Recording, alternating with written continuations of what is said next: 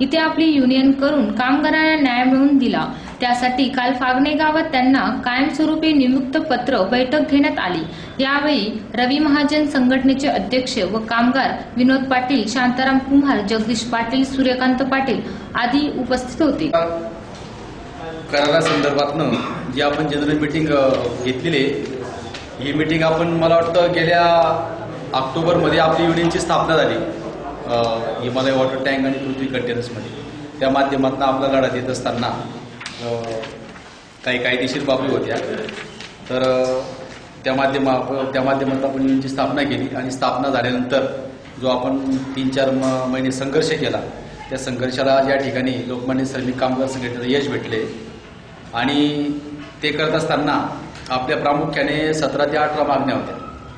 17 नंबरच्या कॉलममध्ये जवळजवळ आपल्या 13 मागण्या होत्या आणि अशा अनुक्रम नंबर जो इथल्या आपल्या 16 मागण्या मेन बेसिक मागण्या होत्या। त्याच्यामध्ये आपली प्रामुख्याने जी मागणी होती कायमपणा, म्हणजे कायमस्वरूपी कामगार करणे।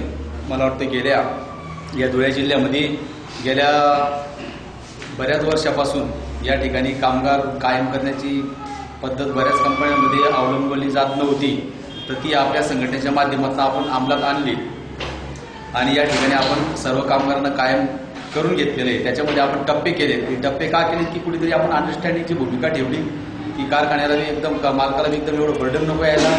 त्या माध्यमात आपण 3 टप्पे केले। 3 टप्प्यामध्ये एक ट्रेनीचा टप्पा केला, एक प्रोबेशनचा केला आणि एक कन्फर्मेशनचा केला।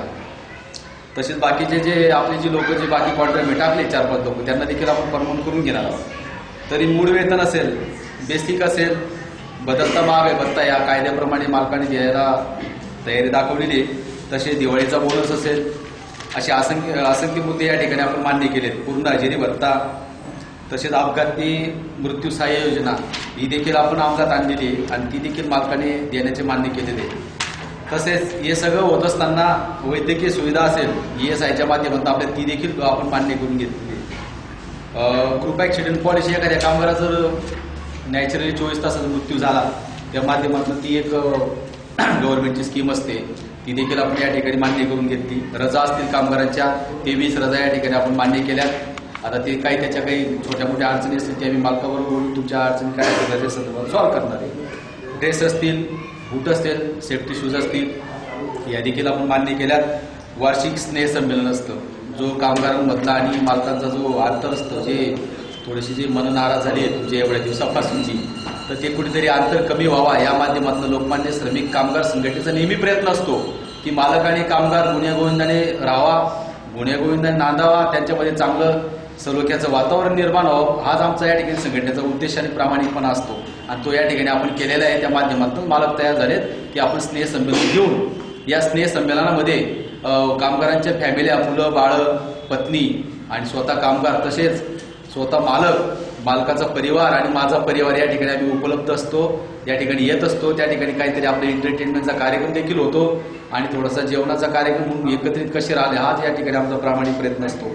तसेच मित्रांनो, आपले जे इतर मुद्दे होते 18 नंबरचा जो क्लॉथ आहे, त्याच्यामध्ये आपण सर्व कामगारांना जे इथून मागे जे सवलती भेटतात त्या तशाच राहाव्यात।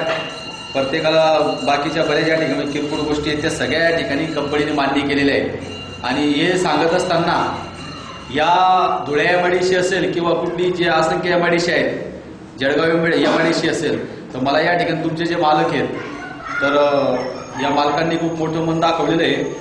थोडंसं लेट दाखवलं, परंतु खूप मोठं मन दाखवलेलं आहे आणि खरोखर माणूस आपण म्हणतो की बरेच या ठिकाणी मी कारखान्यात काम करत असताना किंवा युनियनचं गेल्या 17 वर्षापासून मी संघटना सांभाळत असताना मला तुमच्या मालकासारखा चांगला मालक देखील मी या ठिकाणी मला भेटलेला नाही।